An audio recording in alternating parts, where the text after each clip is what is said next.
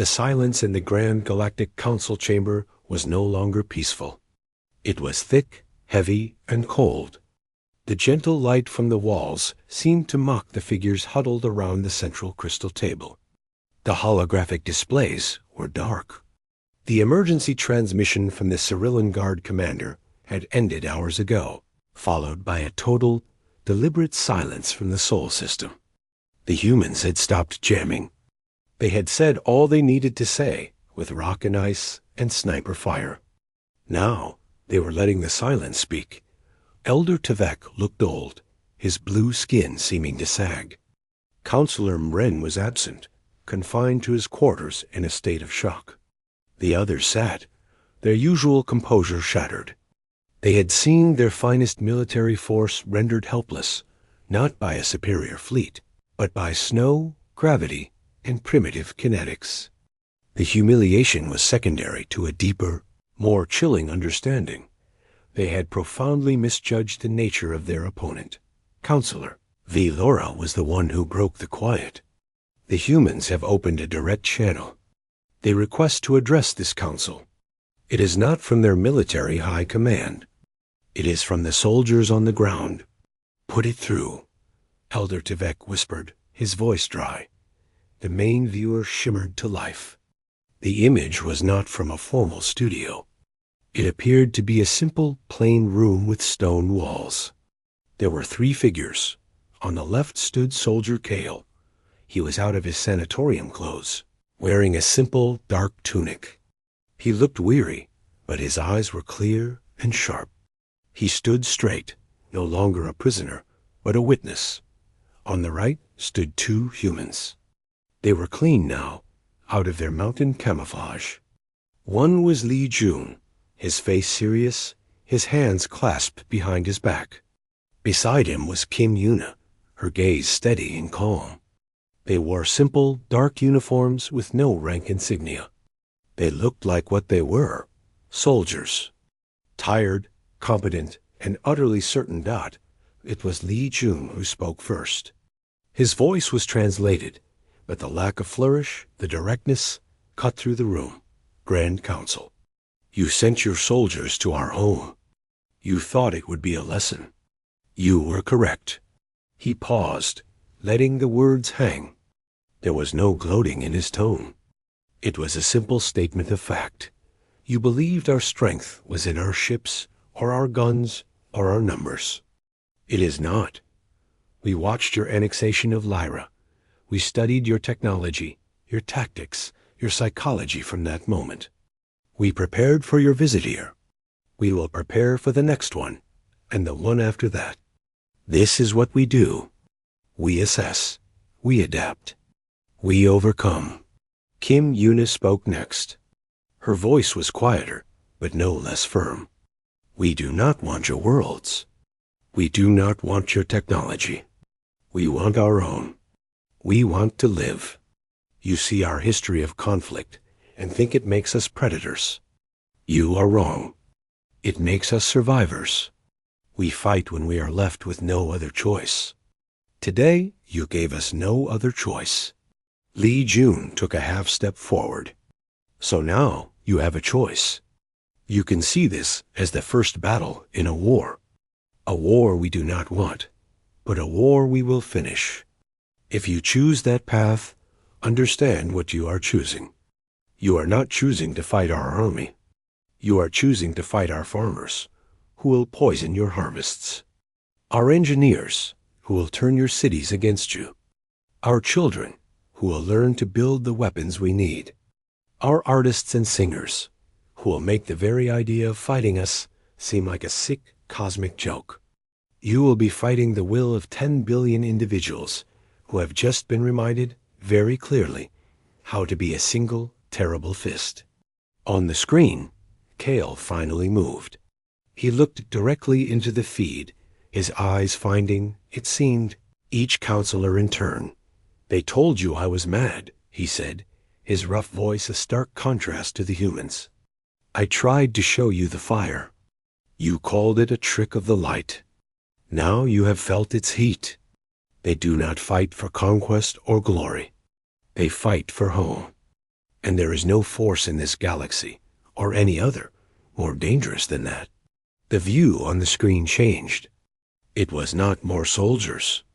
It was a montage, a stream of live and recorded feeds from Earth. It showed vast factories. But instead of building star cruisers, they were shifting from making ground cars to making armored vehicles with a swift, organized purpose. It showed university lecture halls where professors of astrophysics were now calmly lecturing on starship, shield harmonics, and potential weaknesses. It showed children in a park, their game now involving finding the best cover from imaginary laser fire, laughing as they ducked behind benches. It showed a kitchen where an elderly woman was calmly teaching her granddaughter how to can food and purify water, saying, "Just in case, little one. Always be ready." It showed a global society not in panic, but in a state of focused, serene transition. A beehive that had been tapped and was now sealing up and sharpening its sting. The final image returned to the stone room. Li Jun spoke the last words. "The Cyrillian Guard soldiers are cold, tired, and unharmed. They will be returned to you with their equipment at the edge of our system. We will provide the coordinates. This is not a gesture of peace. It is a gesture of certainty. We are certain we can defeat them. We are certain we can defeat whatever you send next. The lesson is over. Do not enroll in the course." The transmission ended. The viewer went dark, reflecting the stunned faces of the council. The quiet stretched for a long, long time. Elder Tevek slowly stood, his frame leaning on the table. He looked at V. Laura. "You spoke with Kale. You understood before we did. What do we do now?" Velara looked at the dark screen, seeing in her mind the unblinking eyes of the human soldiers, the terrifying adaptability of their civilian world, the resigned certainty of Kale. "We do exactly as they say," she said, her voice hollow. "We retrieve our soldiers. We leave their system. And then we vote, not on sanctions or annexations or shows of force. We vote on a single new clause to be added to every Concord charter, every first contact protocol, every historical record." "What clause?" another counselor asked, dreading the answer. Valora took a deep breath, speaking the words that would echo through the galaxy for ages. That the planet known as Earth, and the human species that calls it home, are to be considered a guardian-class world, not for our protection, for theirs.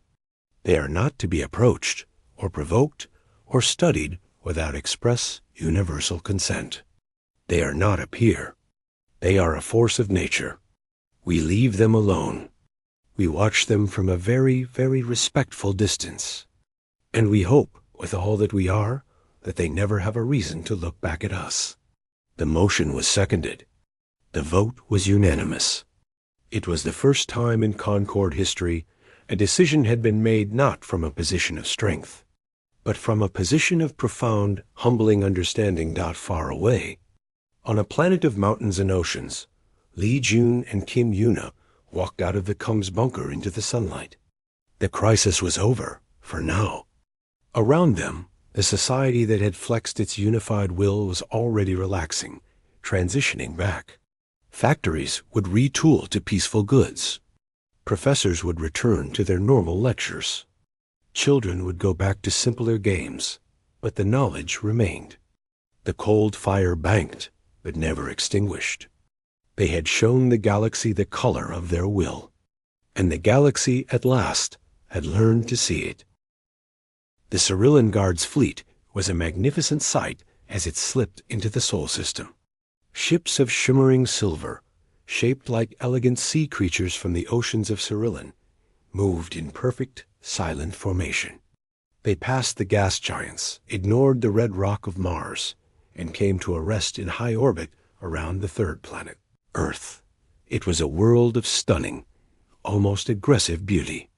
Swirling white clouds, vast blue oceans, and continents of green and brown. It looked like a garden, not a fortress.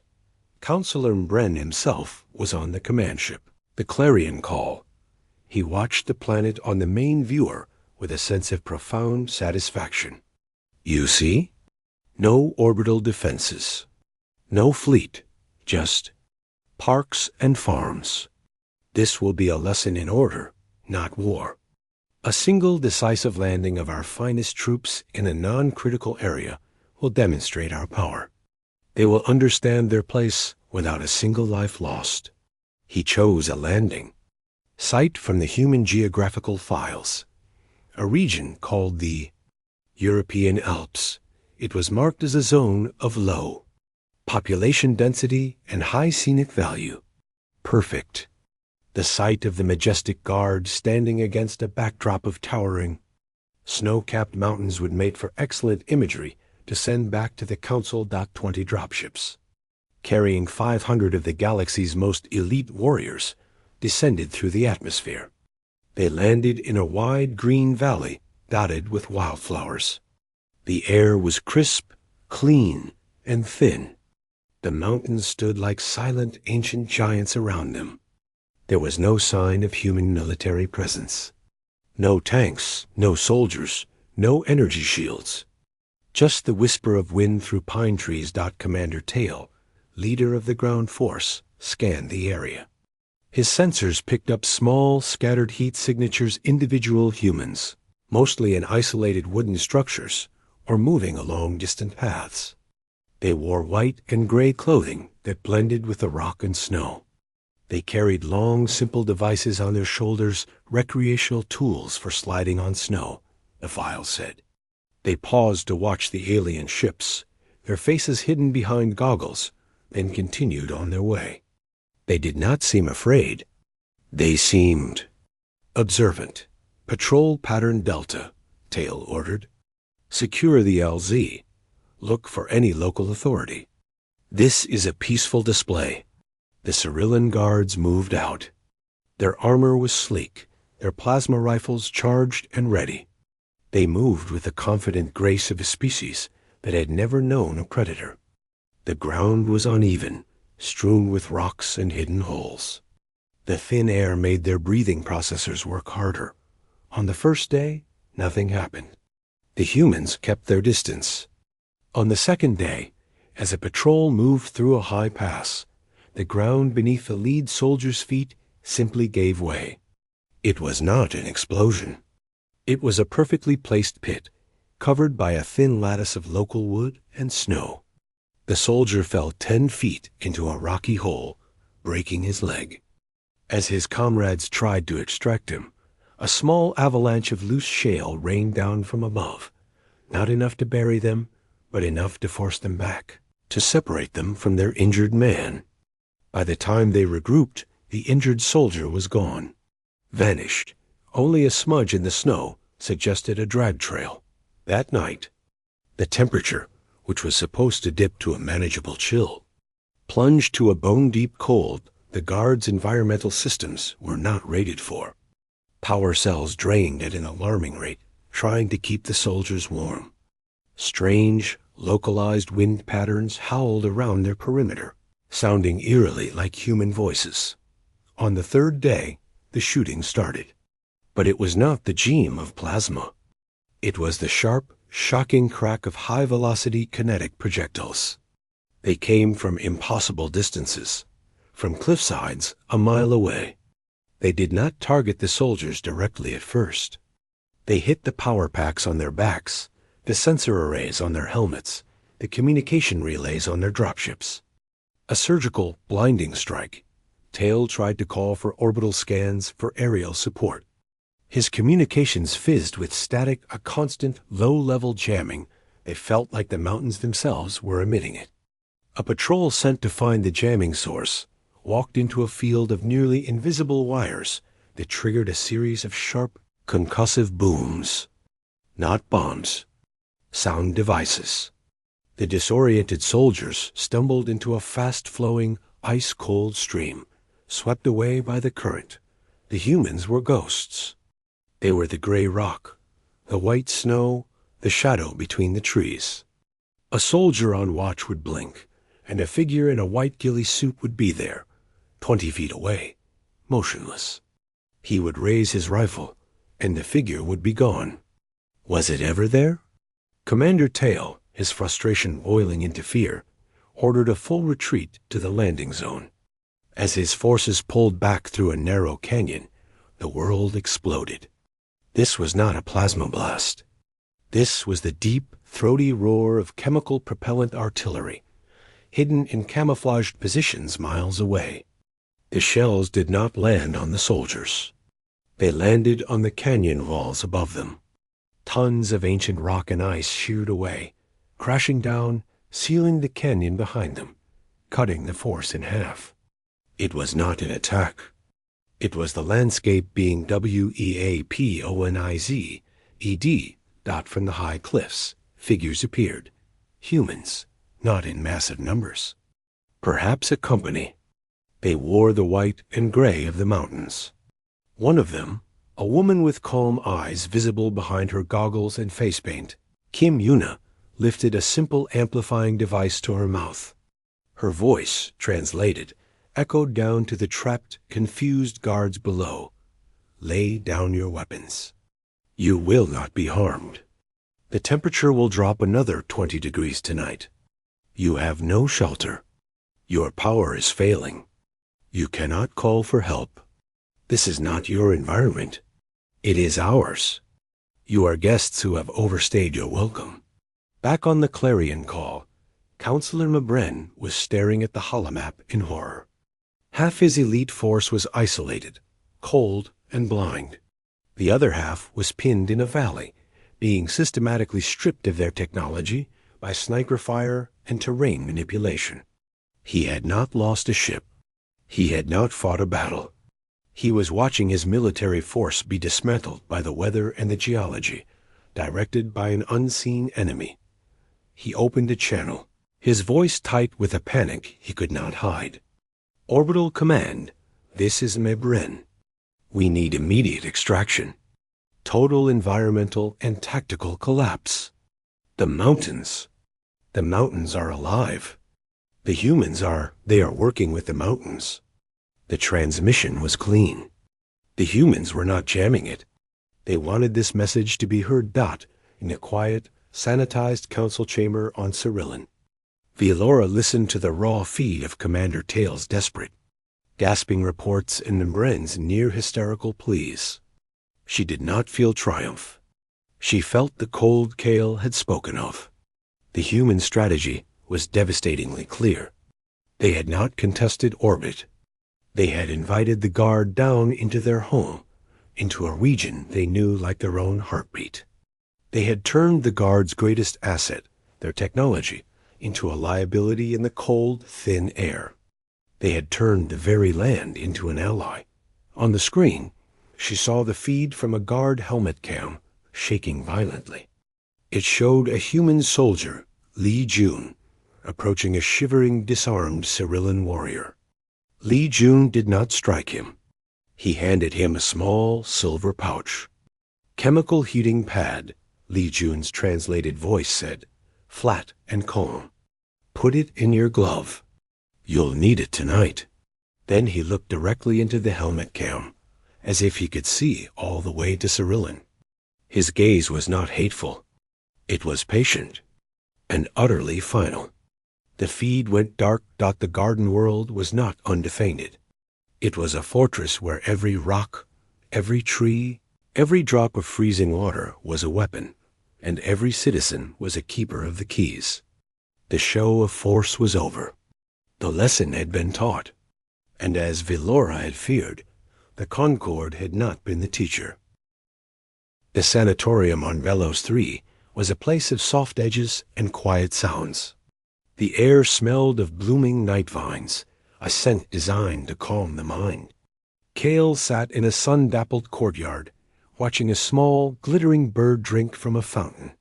He did not look at peace. He looked like a predator in a cage built for gentle herbivores. His hands, scarred and knotted, rested on his knees, utterly still. The calm here was a weight pressing down on him. A shadow fell across the ground. He did not look up until Counselor Velora spoke.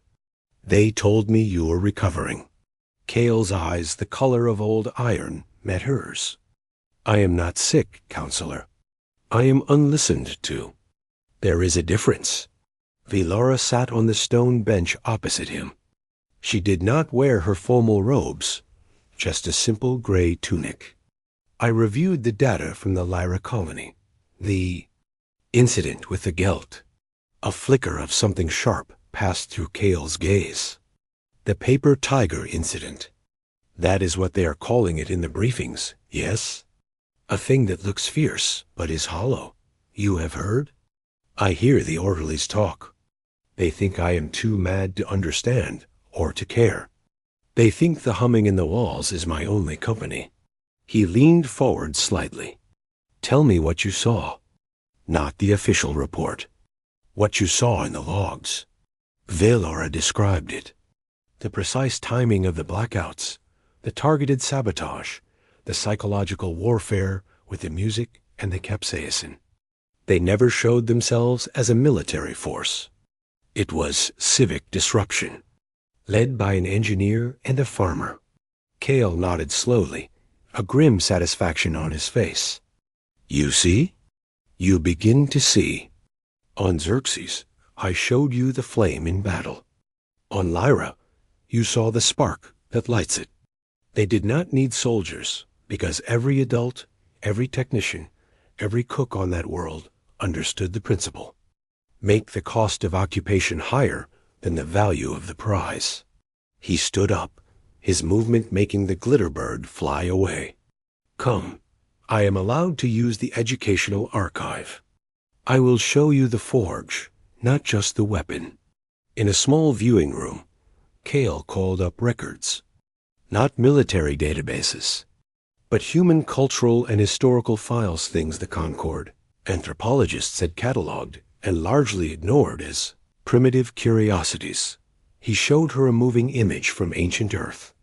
Men in filthy, water-filled trenches, living in mud and horror for years over patches of ground no sane being would want. They called this World War I, Kale said. They had barely mastered flight. They used chemical weapons. They did this to themselves. And afterwards, they wrote volumes on it. They studied the horror to learn how to do it better next time. Another image. A blurry black and white recording of vast mechanical human ships landing on a beach under a storm of fire. World War II, island hopping. They learned from the previous horror. They created a new one. They called it Total War. The entire society, its factories, its scientists, its children collecting scrap metal, all turned to one purpose: victory. Not conquest, victory. He switched to more modern files. A vast stadium filled with roaring humans. 22 humans on a green field, chasing a ball. They call this football. Watch. He pointed as the play unfolded. The movement was a complex, flowing dance of offense and defense, of feints and sudden, explosive effort. Players collided with shocking force, got up, and kept running. They trained for this for their whole lives.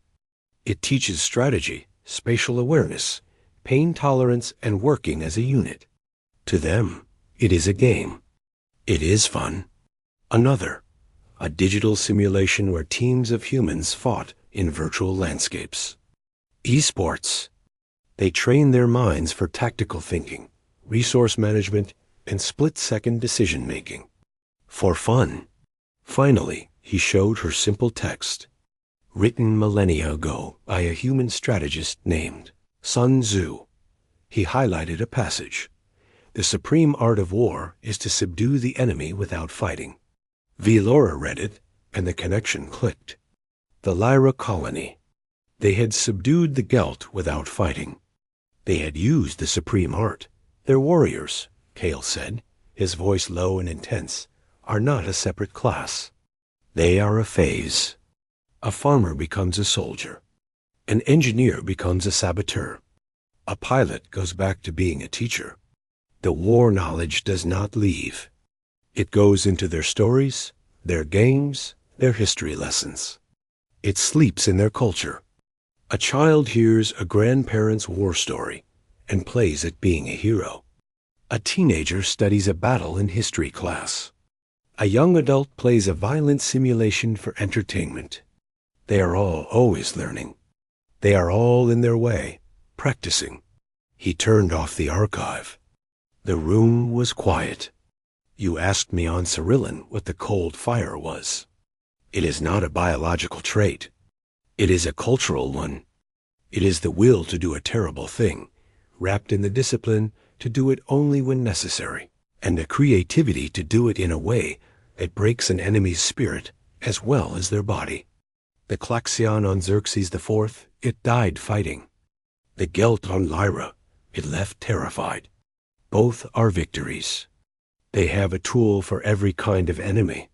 Velora felt a deep cold seeping into her. The council's view was a flat picture. Kale was showing her a terrifying, multi-layered reality. And if they are threatened?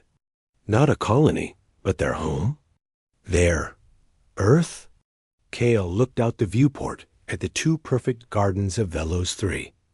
Then the phase will end. The farmer, the engineer, the teacher, the player of games. They will all become the warrior. Not just some of them. All of them. The entire culture, with all its practiced creativity and deep, bloody history, will focus into a single white-hot point. The cold fire will become an inferno. And it will not be about making us leave. It will be about making sure we never, ever think of coming back. He looked at her, his exhaustion clear. They think I am mad because I describe a color they have never seen. I have seen it. It is the gray of ancient trench mud. It is the green of a football field. It is the black of space behind a pilot's cockpit. It is the color of a species that has made an art, a science, and a game out of its own violence. And they are very, very good at all three. Velora stood. Her mind was racing, trying to fit this new, awful understanding into the council's placid framework. It would not fit. I must speak to the others. I must make them understand. Kale gave a short, bitter laugh. They will not. Wren's pride is wounded by the Lyra report. He will want to prove a point. He will push for a demonstration of strength. Something clean, something overwhelming.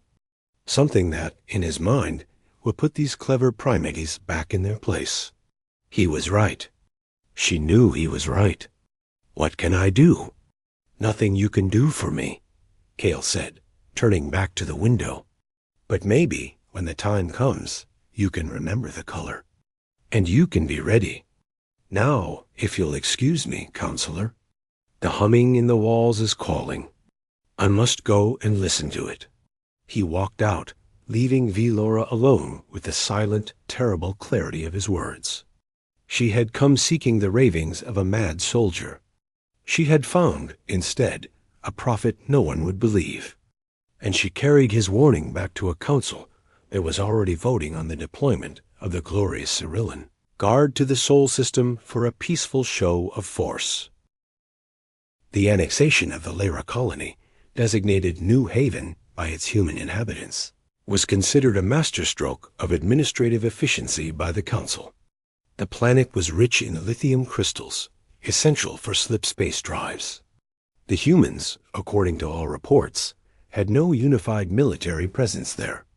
It was a farming and research outpost, a soft target. A Gelt bureaucrat named Administrator Rill, along with a security detail of 20 peacekeepers, was sent to oversee the transition.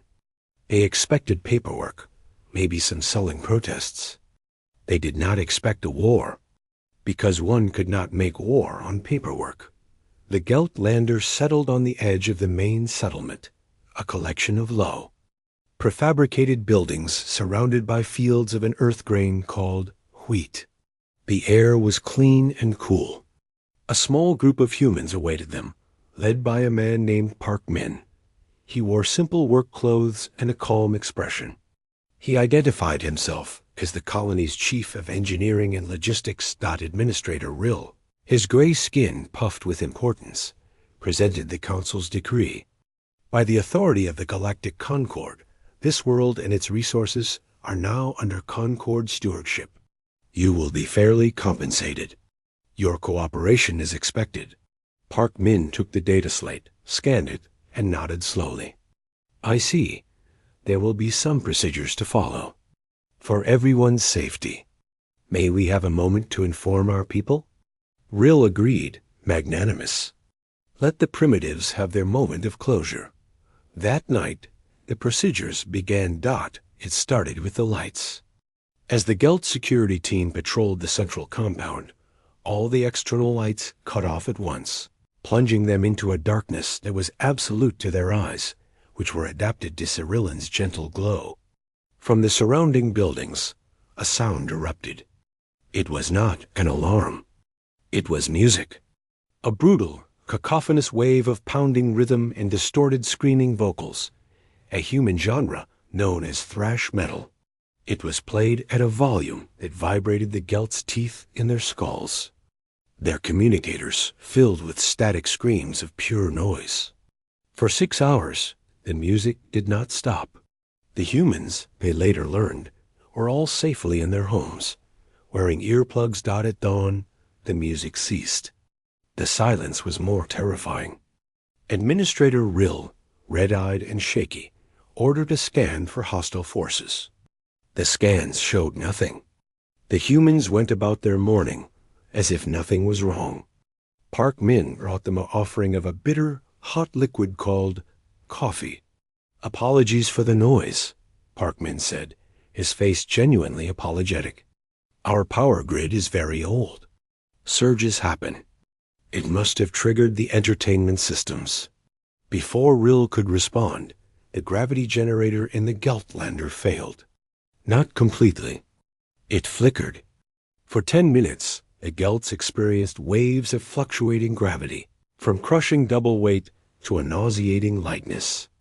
They stumbled and vomited, pinned to the floors or floating helplessly. Through the viewport, Rill saw a human, a young woman named Choi Hana, walking calmly across the field.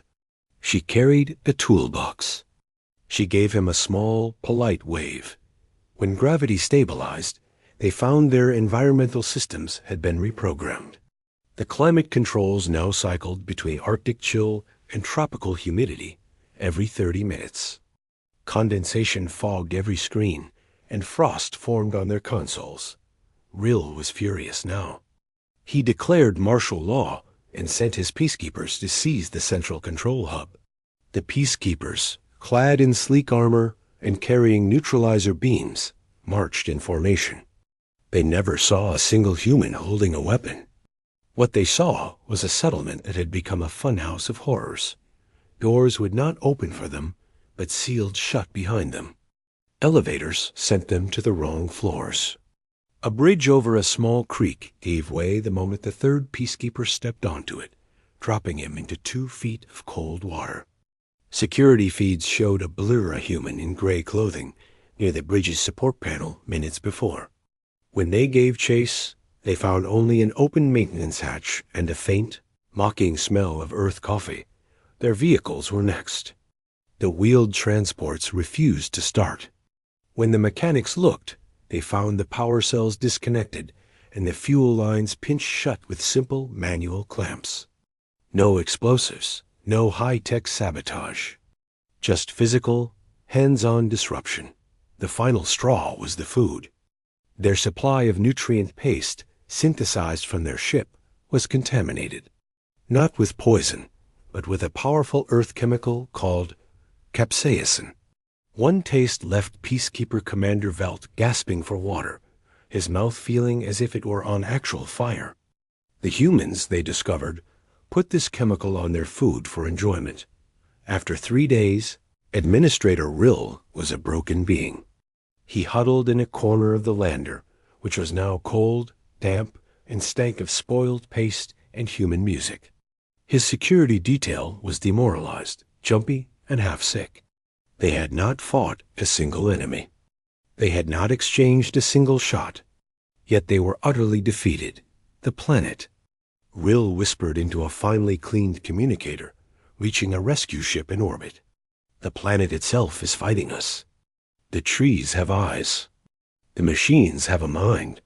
The humans, they are not in charge. They are just smiling. The rescue ship retrieved them. The Gelt evacuation was quiet and swift. They left behind all their equipment, too rattled to bother with it. From orbit, New Haven looked peaceful and green. Back on Cerulean, the report was an embarrassment. Counselor Bren scoffed. Incompetence. The Gelt are administrators, not warriors. They were tricked by a bunch of clever monkeys with screwdrivers and loud noises. But Counselor V. Laura, who had listened to Kale's testimony, requested the full sensor logs from the Gelt lander. She watched them alone in her chambers. She saw the precision of the disruptions. The lights and sound were a distraction. The gravity generator failure required precise knowledge of alien engineering. The environmental hack required bypassing security codes. The bridge collapse was timed to the second. This was not random chaos. It was a symphony of harassment, each movement conducting the Gelts into a state of helpless frustration without ever presenting a target. She saw the face of Park Min, calm and polite. She saw Choi Hana with her toolbox, waving. They were not afraid. They were implementing. This was not the cold fire Kale had described from Xerxes IV. This was something else. A calculated, patient, and deeply creative form of resistance that aimed not to kill, but to terrify and eject. It required a deep understanding of an enemy's psychology, technology, and weaknesses.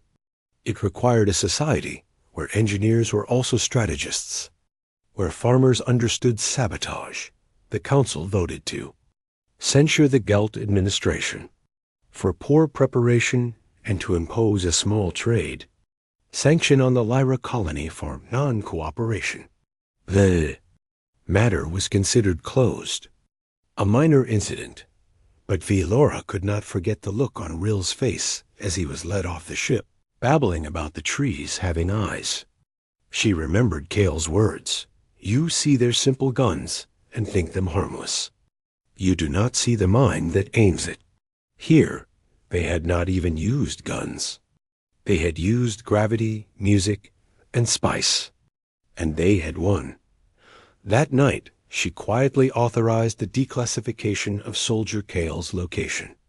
He was in a sanatorium on the serene world of Velos 3. She marked it in her personal itinerary. She needed to hear more about this cold fire. The council thought the human matter was over. Laura was beginning to fear had only just begun. The light in the Grand Galactic Council chamber was always soft, always peaceful. It came from the walls themselves on the planet Cerulean, a gentle glow that made the crystal tables and the flowing robes of the elders look almost dreamlike. Kale hated it. The light here had no heat. It held no memory of explosions, of laser-scorched rock, of the thick, coppery smell of battlefield blood. He stood in the center of the vast room, his heavy combat boots feeling wrong on the polished floor. He was still in his duty uniform, the dark gray fabric stained and patched from the Xerxes IV campaign. He had not been given time to change. They had summoned him straight from the medical frigate. Elder Tevek, his face a calm mask of wrinkled blue skin and large, patient eyes, gestured with a long-fingered hand. Proceed, Soldier Kale. The council is listening. Kale activated the holoprojector on his wrist. A shimmering image appeared above the central table. It showed a bleak, rocky landscape under a purple sky. Outpost Gamma on Xerxes IV. The sound was muted, but the visual was sharp. A squad of his own people, the Cerulean Guard, was pinned down behind a ridge of black stone. Plasma fire from Klaxian swarm rifles rained down on them, melting the rock around them into glassy puddles. This was the third day of the Klaxian siege. Kale said, his voice rough. It was not a warrior's roar, but the dry, tired sound of a man who had seen too much. Our position was lost. Command had written us off. Our communications were jammed. Then they arrived. On the recording, 4 figures moved into the edge of the frame. They were smaller than the Cyrillan soldiers, their armor blocky and simple, painted in uneven patterns of brown and gray. They moved not with the graceful, flowing motions of the council races, but with a jarring, efficient purpose. They did not run in the open. They darted from rock to rock, using the cover in a way that seemed almost instinctual. One of them, the markings on the shoulder reading Lee June, lifted a weapon. It was not a plasma rifle. It was a projectile weapon, a crude kinetic device. He fired 3 times. Far in the distance, a Klaxian sniper's nest fell silent. The Terrans, Kale stated. A human detachment. They were listed as a logistical and observation unit. They were not supposed to fight. Counselor Mbren, a broad-shouldered being from a high-gravity world, let out a low hum. And why would they? Their physical specs are subpar. Low bone density, minimal natural armor, a frankly absurd reliance on external hydration. Watch was all Kale said. The recording continued.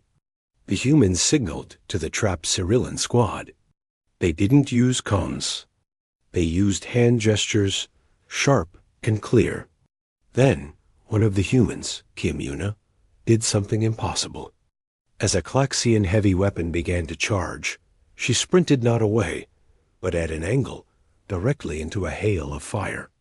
She slid behind the low outcrop, and from her pack, she pulled out a small magnetic device. She slapped it onto the rock, tapped a button, and rolled away. The explosion was not large, but it was perfectly placed. It collapsed a section of the cliff above the Klaxian position, burying the weapon and its crew. She used the enemy's own cover against them, Kale explained. A calculated risk. Her suit's biometrics, which I accessed later, showed she took a glancing plasma burn to the leg during that maneuver. Her heart rate increased by 15%. She did not cry out. She did not stop. She repositioned and continued to provide covering fire. The battle in the recording turned. The humans, working with the Cyrillan soldiers, created a funnel. They seemed to know, without being told, where the Klaxians would fall back to. They herded them into a canyon where another human, Park Min, had set up an ambush. It was not a glorious fight. It was quick, brutal, and very final. When the last Klaxian fell, the humans immediately began checking the Cyrillan wounded, their movements swift and precise. Kale switched the display. Now it showed medical data. Look at the post-engagement scans. Human Choi Hannah took a direct hit to her torso armor. The impact cracked 3 of her ribs and caused internal bleeding. The suit injected painkillers and coagulants. For the next 47 minutes, she continued to fight, to move, to carry a wounded Cyrillan soldier to safety. Her system was flooded with stress hormones that would send any of our warriors into shock. She functioned. He looked around the chamber. The elders' faces were unreadable. He saw polite interest, a little curiosity, but no understanding. No fear. You are showing us a species with decent teamwork and a high pain tolerance. Soldier Kale, said Counselor V. Laura, her voice melodic. These are traits seen in many warrior species. The Klaxians themselves have a higher tolerance. What is your point? My point, Kale said, struggling to keep the frustration from his voice, is that you are seeing the tool, not the hand that forged it.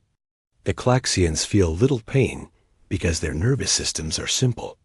They are animals acting on hive instinct. These humans, they feel all of it. The fear, the pain, the fatigue. They feel it, and they choose to ignore it. They override their own survival instincts. They call it discipline. They call it duty, I call it a cold fire that burns inside them. He pulled up the final piece of evidence. It was a clip from the human soldier's own helmet cams, audio included. The battle was over. They were sitting in the dust, sharing a canteen. Lee Jun was wrapping a bandage around Kim Yuna's leg. He was smiling, a strange baring of teeth. "You're crazy, Yuna."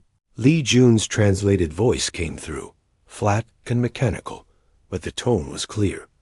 Kim Yuna laughed, a short, sharp sound. "It worked, didn't it? Besides, Min owes me dinner. I got more kills." Park Min's voice chimed in.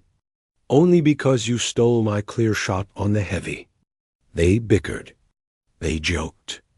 About the fight, as if it had been a difficult game. Kale froze the image on their faces. Tired, dirty, but alive. Fiercely alive, do you see? Kale whispered to the silent council. They are not made for war like the Klaxians. They are not bred for it like the Gelt. They step into it. They walk out of their peaceful lives, pick up weapons, and become this. And then, if they live, they step back. They go home to their families, their music, to their coffee. Where does that fire go then? It does not go out. It waits. The silence stretched. Elder Tavik steepled his fingers.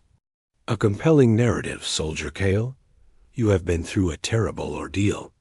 The loss of your squad mates on Xerxes IV, the stress of command. It leaves marks on the mind as well as the body. You are projecting a mythos onto a rather ordinary, if spirited, species. Their technology is primitive. Their society is fragmented into hundreds of competing groups. They are no threat to the galactic concord. You are not listening." Kale's voice finally broke, echoing in the quiet chamber. "You see their simple guns and think them harmless. You do not see the mind that aims it. You see their fractured nations and think them weak. You do not see what happens when something threatens their whole world." Counselor Bren stood. The soldier is clearly distressed. His testimony is colored by trauma. He speaks of a cold fire and makes poetry out of basic combat medicine. The human warriors are a minor curiosity. They may be useful as auxiliary labor or frontier scouts. Nothing more. Kale looked from face to face, seeing only pity and dismissal. The warmth of the cold fire he described was met with the true, dead chill of bureaucratic certainty. He had brought them evidence, and they had diagnosed him. Elder Tovek nodded, a gesture of finality. "Thank you, Soldier Kale. Your service is noted. You are hereby relieved of frontline duty. The medical corps will see to your recuperation. You need rest. The universe is not as dark as your recent experiences have led you to believe." Guards, not warriors, but polite sentinels in polished silver, approached him. Their hands were gentle on his arms as they led him away from the council floor. He did not resist. He looked back once at the frozen, smiling faces of Lee Jun and Kim Yuna on the hologram. He knew what he had seen. They did not dot as the great doors closed behind him, sealing him out of the soft, peaceful light. He heard the beginning of a discussion about mineral rights in the Lyra sector. They had already moved on. He was alone with his warning, and they thought he was mad.